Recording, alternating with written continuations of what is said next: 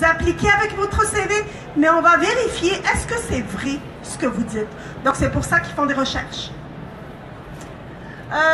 Aussi avoir de bonnes références. Donc c'est pour ça que sur LinkedIn c'est bon d'avoir des commentaires et des recommandations de personnes qui vous connaissent, de personnes qui vous ont vu à l'œuvre et qui vont dire du bien sur vous en tant qu'employé, en tant que collègue, en tant que collaborateur. Donc de cette manière-là, ça vous permet vraiment de bien vous mettre en valeur. Donc n'hésitez pas à mettre les recommandations.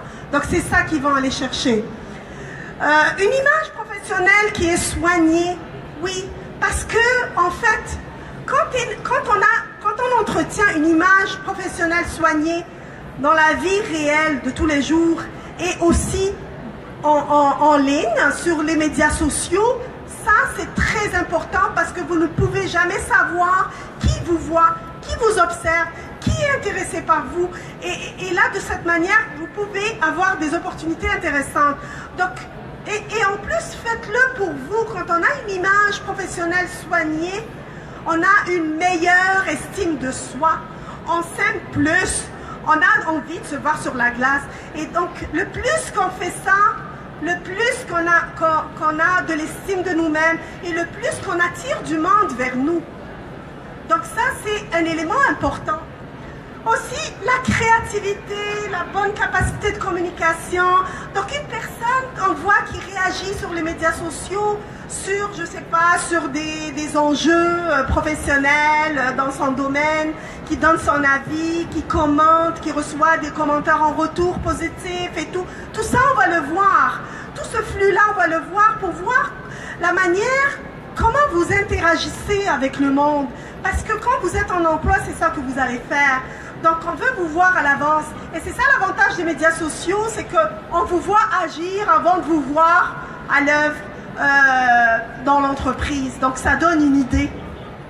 Aussi, ça donne... l'employeur aussi est intéressé de connaître, de savoir que vous avez un grand éventail d'intérêts, que vous êtes quelqu'un qui n'est pas juste collé à ses affaires, vous êtes quelqu'un d'ouvert, sur ce qui se fait de meilleur peut-être dans le domaine, ou alors que vous avez aussi une vie extra-professionnelle riche, je veux dire, je sais pas, par la pratique des arts, des sports et tout. Donc ça aussi, ça rassure l'employeur sur l'équilibre que vous avez, puis que vous ferez un bon employé qui va être capable de concilier travail et vie personnelle. Donc ça aussi, c'est important. En d'autres termes, en fait, les employeurs, avec les médias sociaux, là, ils vont à la chasse aux talents. Donc, c'est ça qu'ils font. Donc, ils cherchent les personnes qui fit avec ce qu'ils veulent. Donc, le marketing RH. Donc, là, on a vu de votre côté des chercheurs d'emploi. De côté, qu'est-ce qu'ils font, eux, en termes de marketing RH? Quels outils? Donc, j'en ai parlé du sourcing et tout, mais je vais détailler un petit peu plus. En fait, c'est un concept qui est quand même récent et qui s'approprie les techniques du marketing, en fait, les techniques vieilles du marketing pour le marketing RH, pour rejoindre des talents, pour rejoindre des personnes intéressantes. Donc, ils lésinent pas sur les moyens. Et ce qui est intéressant, de plus en plus, c'est que les départements de marketing et de ressources humaines, pour une fois, se retrouvent ensemble. Parce que souvent, ils sont pas très chomi-chomi comme on dit, hein. Ils sont pas vraiment, donc marketing c'est à part, on fait la présentation des produits et tout, et puis les ressources humaines sont là pour recruter du monde. Mais là, de plus en plus, ça va ensemble. Pourquoi? Parce qu'ils ont compris que le nerf de la guerre, c'est l'employé, c'est la ressource humaine, c'est la personne qui fait l'entreprise. Donc, il faut que les ressources humaines et le marketing s'associent pour aller dénicher des talents, des personnes qui vont faire croître cette entreprise et la rendre meilleure. Donc c'est ça en fait, c'est pour ça qu'ils se sont associés. Donc c'est les mêmes techniques qui sont utilisées de plus en plus pour séduire les nouveaux collaborateurs. C'est ça le but, pour accrocher. Alors, là je vous parle de quelque chose de vraiment novateur, le recrutement inbound. Donc ça peut paraître un terme un peu bizarre, mais tout simplement, c'est certains employeurs, ils utilisent cette technique pour justement accrocher le monde. Parce que jusque-là, beaucoup font du marketing outbound. Donc le recrutement outbound, c'est quoi? C'est exactement ce que vous voyez, par exemple, un salon de l'emploi où vous avez des entreprises qui viennent vers vous avec des offres, d'accord? Vous avez des sites d'affichage de postes, ok? Donc ça, c'est de l'outbound, ça veut dire ça va de l'entreprise vers vous, ok? Donc, c'est souvent ça, on affiche des postes, on recueille des candidatures et tout. Le inbound, c'est différent, c'est inspiré un peu du marketing inbound aussi, c'est quelque chose qui est tendance. C'est d'aller chercher plus les personnes qui ne sont pas visibles. C'est des talents qui sont cachés. C'est des personnes qui ont beaucoup de talents mais qui sont peut-être en emploi, qu'on ne connaît pas. Et on va utiliser des stratégies pour aller les rejoindre. Donc, je vous explique ça. Alors, comment ça se passe? C'est tout un processus, hein? Ça prend du temps, mais ça se travaille. Et il y a beaucoup maintenant c'est pour ça que je vous ai dit, les ressources humaines et le marketing, ils se sont associés ensemble pour justement aller chercher des nouveaux talents. Donc, qu'est-ce qu'ils font? Première des choses, ils vont attirer. Alors, ils vont attirer des passifs. Donc, quand je dis passifs, c'est des candidats passifs. C'est des candidats, en fait, qui sont intéressants, mais qui ne savent pas encore qu'ils sont intéressants. Ils sont passifs, ils sont à leur affaire, mais c'est des gens qui ont du talent. Pour l'entreprise, c'est passif. Donc, comment ramener ces passifs à l'actif? Donc, c'est une stratégie. Donc, ils vont utiliser le SEO qu'on a vu tantôt. Donc, les techniques pour aller chercher dans les mégadonnées avec les algorithmes et tout, trouver des personnes qui fit à l'aide des mots-clés et trouver les bonnes personnes. Ils vont utiliser les médias sociaux, c'est sûr. Les sites carrières aussi, ça permet d'aller... Parce que quand vous vous inscrivez sur un site carrière, vous allez créer un profil sur ce site-là. Donc, ils vont aller fouiller là-dedans aussi pour trouver des personnes différentes. Il y a des blogs. Donc, eux, en fait, qu'est-ce qu'ils font? Ils vont produire du contenu. Ces entreprises, ces recruteurs, ils vont produire du contenu intéressant qui va vous accrocher parce que c'est votre domaine. Donc eux, pourquoi ils le font? Ils le font exprès pour accrocher, pour que les personnes intéressées puissent réagir. Parce que qu'est-ce qu'on fait sur nos téléphones tout le temps? On est sur Facebook, on est sur LinkedIn, à l'affût de l'information, par exemple, dans notre domaine. Donc, si on va passer un article qui est produit par une entreprise de renom et tout, c'est intéressant, on va réagir. On va liker, on va laisser un commentaire et tout, on va laisser une trace, on va partager cette information-là. Donc ça va créer du mouvement et ça va être capté. Donc ça, ne pas hésiter à faire ça pour passer de passif à visiteur. Donc les pages d'entreprise aussi, il faut y aller et voir et commenter les informations, que ce soit les pages d'entreprise qui sont sur Facebook, les pages entreprises sur LinkedIn aussi. Donc ça, il faut réagir et ne pas rester juste un visiteur qui passe un peu comme sur la rue Sainte-Catherine sans rentrer dans les magasins. D'accord? Il faut y aller, il faut fouiller, il faut chercher l'information. Donc, on attire, ensuite on va convertir. Donc, on va convertir ces candidats qui étaient passifs en visiteurs. Donc, on va les attirer plus. On va organiser des événements. Donc, les événements, ça peut être le salon, par exemple. Hein? Donc, il y a des employeurs qui sont là au salon pour non pas uniquement afficher des postes, mais aussi pour s'afficher eux-mêmes, pour montrer qui ils sont, pour faire de la publicité sur leurs services, sur leurs projets et tout, et pas uniquement pour afficher leur poste. Donc c'est pour ça qu'il faut s'intéresser à ces employeurs-là.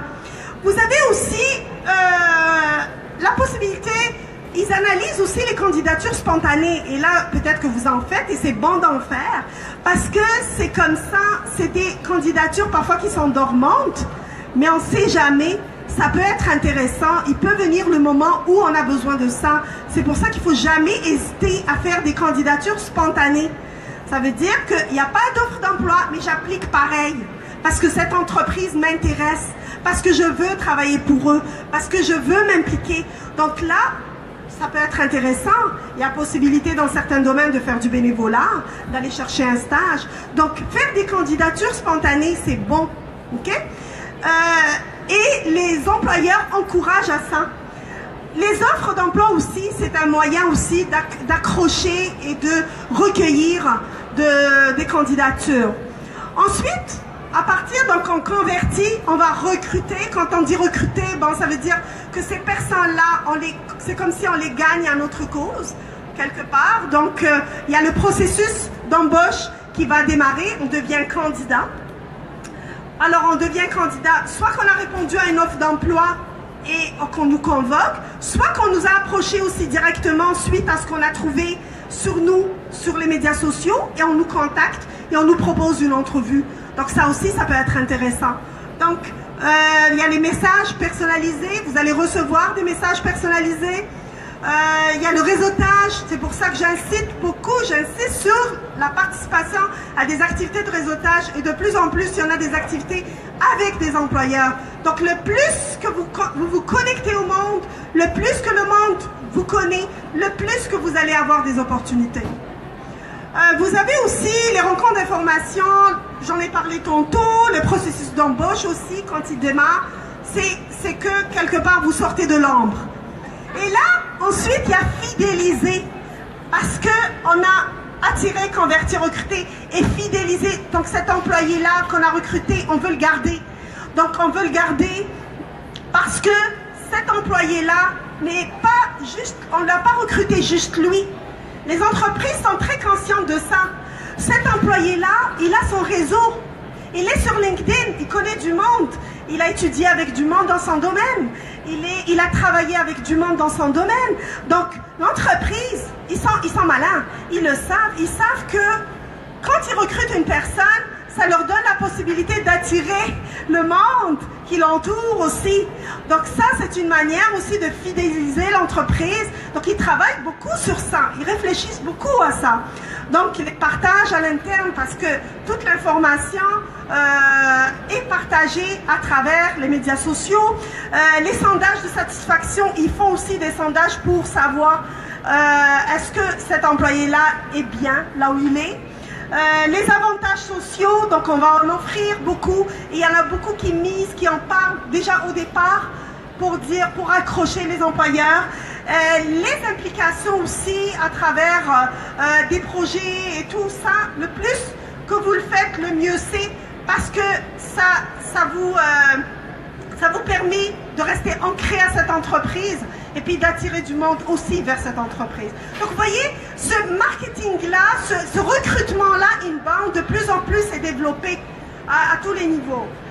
Encore plus, je vous ajoute encore une couche en plus, là actuellement, c'est l'intelligence artificielle qui est utilisée aussi pour le recrutement. Ça paraît bizarre, hein?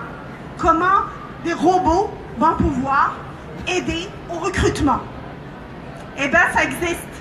Ça existe de plus en plus. Il y a des nouvelles technologies qui font bien sûr appel à l'intelligence artificielle, qui sont mises à jour, qui sont développées pour justement accrocher les employeurs. Donc là, vous avez ce qu'on veut avec ça, c'est accrocher les candidats passifs. J'en ai parlé tantôt.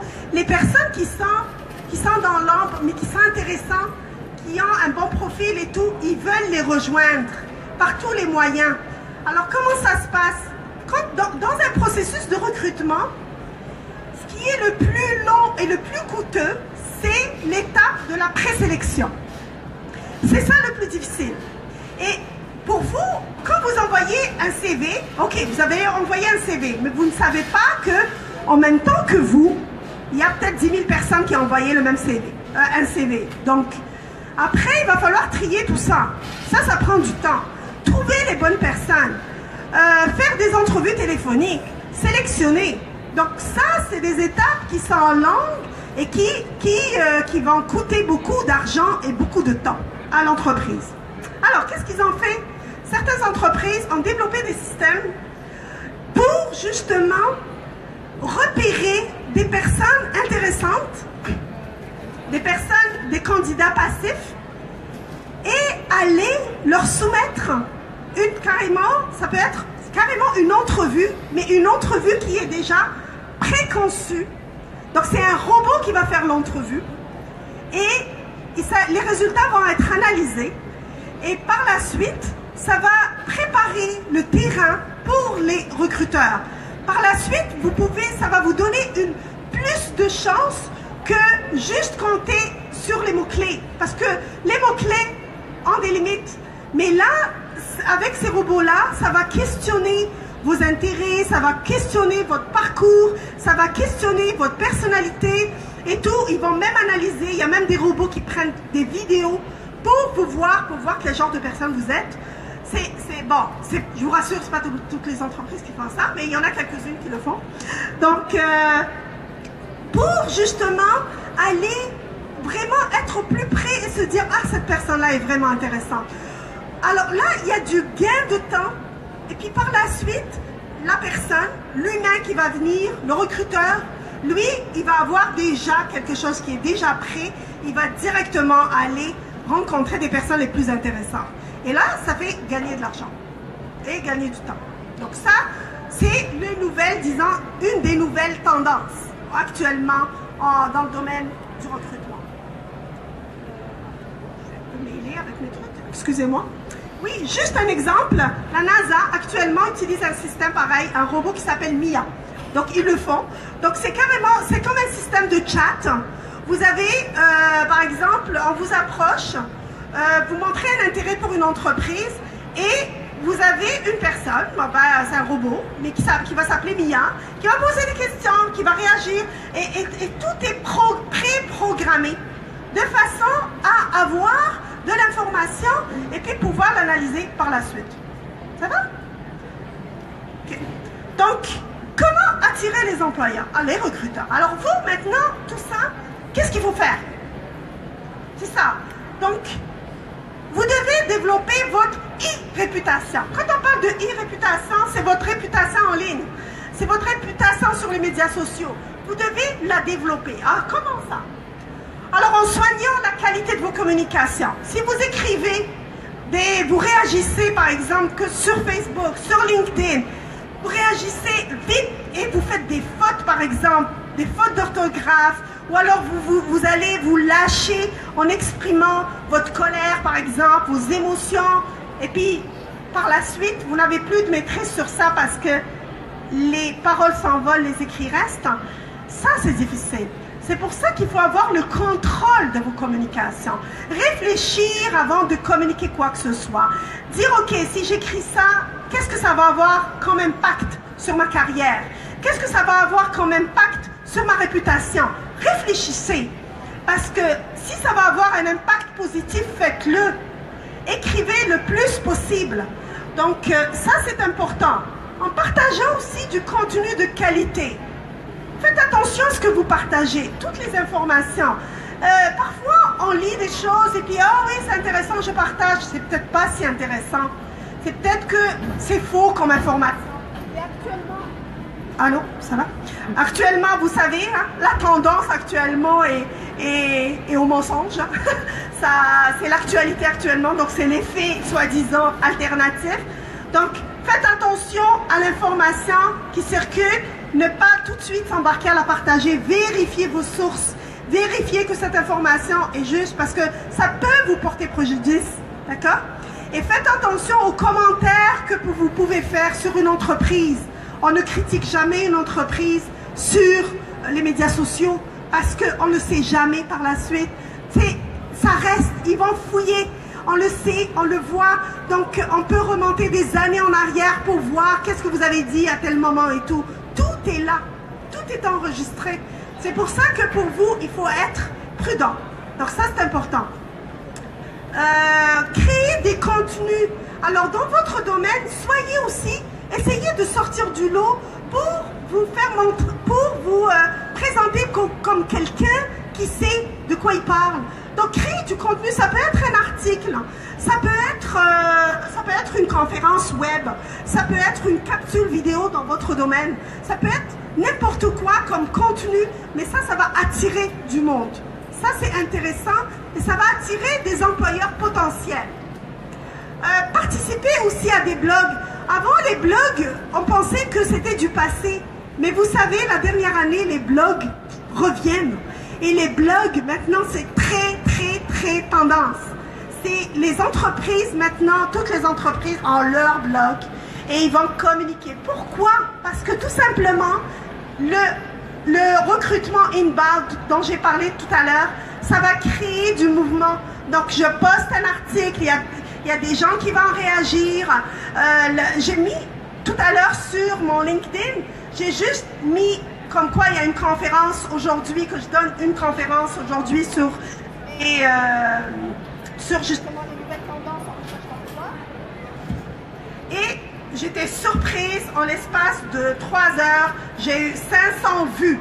Ça veut dire qu'il y a 500 personnes qui ont vu mon message en l'espace d'un temps. Oh, c'est fou la vitesse que ça prend. Donc, le plus que vous faites, ayez des contacts, développez vos contacts, mais que les contacts soient aussi des contacts de qualité. On n'ajoute pas tout le monde. On veut quand même maintenir notre fil de nouvelles intéressant. Donc, le plus que vous ajoutez des personnes intéressantes dans votre domaine, le mieux c'est. Donc, ça, c'est quelque chose de vraiment important par rapport à la gestion des médias sociaux. OK? Alors là, je veux vous rassurer, parce que c'est sûr, ça peut faire peur, et puis ça te dire, ok, ben, c'est un peu trop, too much, toute cette technologie et tout.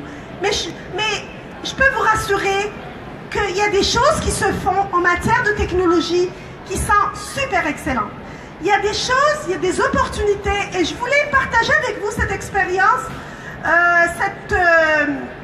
cette opportunité, c'est Flixer. Alors, je vous demande vraiment de noter. Je veux juste prendre une parenthèse pour les gens qui le veulent. J'offre la possibilité de vous envoyer par courriel ma présentation. Alors, les personnes qui le veulent, je vais laisser ici, chez ma collègue, on a une liste. On va la lancer. Tu peux donner. Et puis, prenez le temps de commencer. Écrivez votre nom, adresse courriel, et je vous envoie ma conférence. OK? Donc, vous pouvez ne pas prendre des notes. Je vais vous envoyer ça assez vite. Donc, Flixer, c'est quoi? C'est une plateforme de collaboration en ligne. C'est une plateforme de collaboration intelligente. OK? Mais qui dit plateforme de collaboration dit une façon, justement, de connecter le monde. Parce que Flixer, ils sont partis du principe que...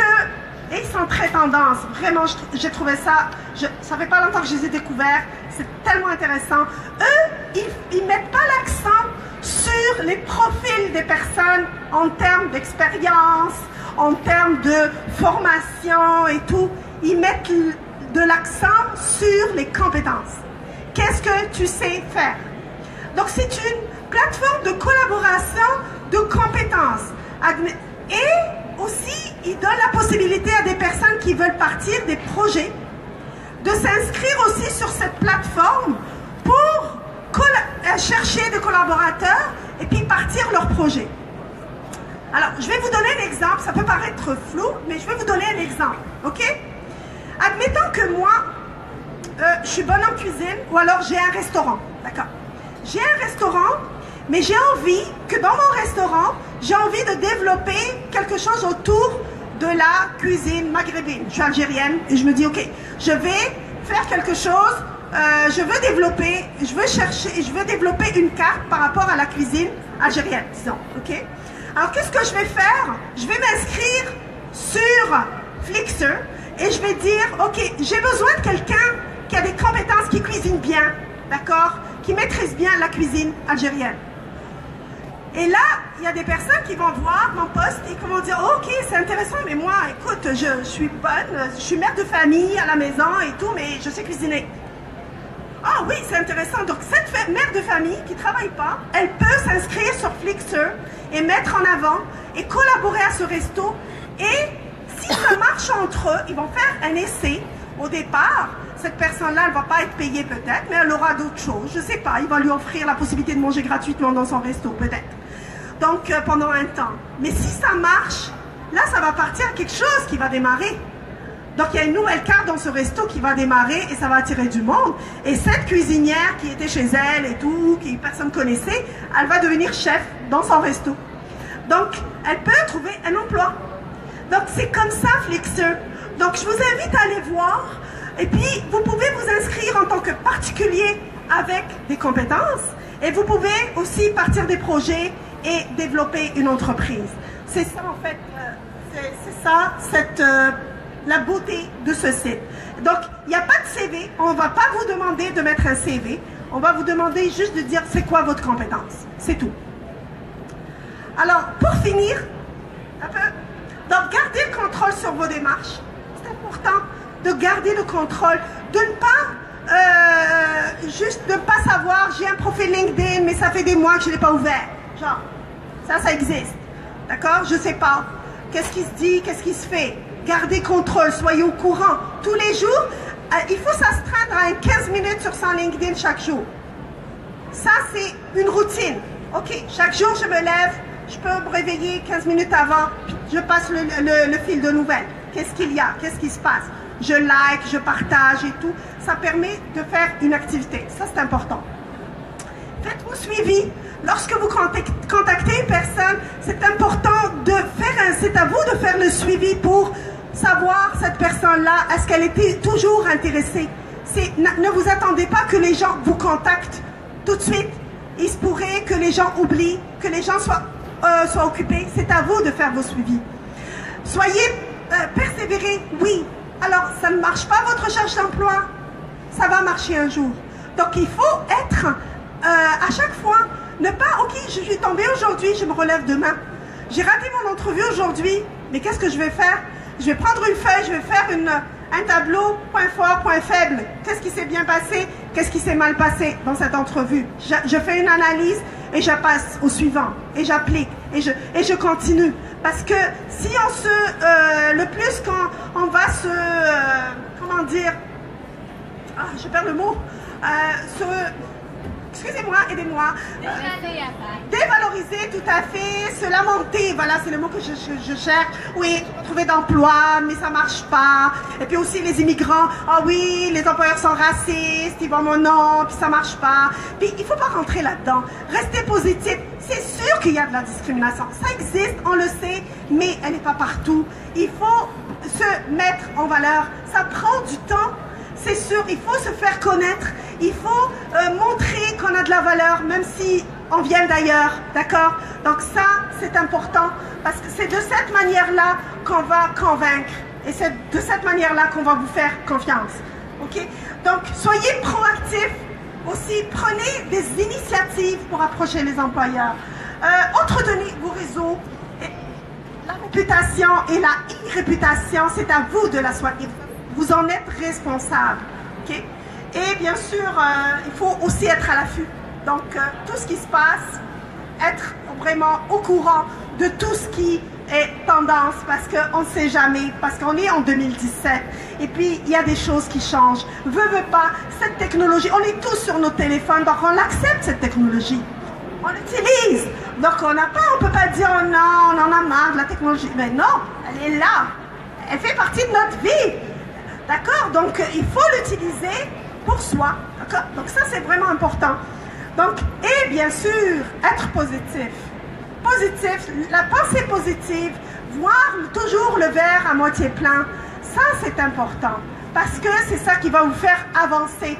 Le plus que vous êtes négatif, le plus que vous allez vous mettre des obstacles, le plus que vous allez ne pas attirer le monde, on va vous trouver grincheux. Et puis, on va vous dire, OK, nous, ça ne nous intéresse pas. Restez positif, aimez le monde, soyez professionnel, et ça va faire toute la différence. Donc, à la fin, mettez-vous en valeur. Okay. Donc, je vais juste, pour finir, vous dire merci. Je veux vous dire aussi que les Carrefour Jeunesse Emploi, pour les personnes qui ont 35 ans et moins, c'est fait pour vous. C'est fait pour vous aider dans vos démarches. C'est fait pour, justement, faire une différence dans votre parcours. Et c'est des professionnels qui sont là, qui vous offrent du temps gratuitement pour vous, pour avancer dans votre parcours. Donc, il y en a une vingtaine à Montréal. Chez Carrefour Jeunesse Emploi sont une façon pour vous de vous connecter à votre domaine. Ça vous permet de savoir justement si vous voulez changer de domaine. Vous avez une personne qui va vous aider à pas juste corriger votre CV, mais qui va vous aider à vous préparer à mettre le pied dans le marché du travail. Et ça, c'est vraiment important. Donc, allez-y les voir. Si vous avez moins de 35 ans, il y a un kiosque qui est à côté. Il y a plein de conseillers qui sont là, qui vous attendent. Donc, voilà. Merci beaucoup. Et si vous avez des questions, ben, je suis là. J'ai l'avantage d'être la dernière. C'est pour ça que je ne suis pas... c'est ça, c'est un avantage d'être la dernière conférence du salon. Donc, j'ai du temps pour vous. Voilà. Merci.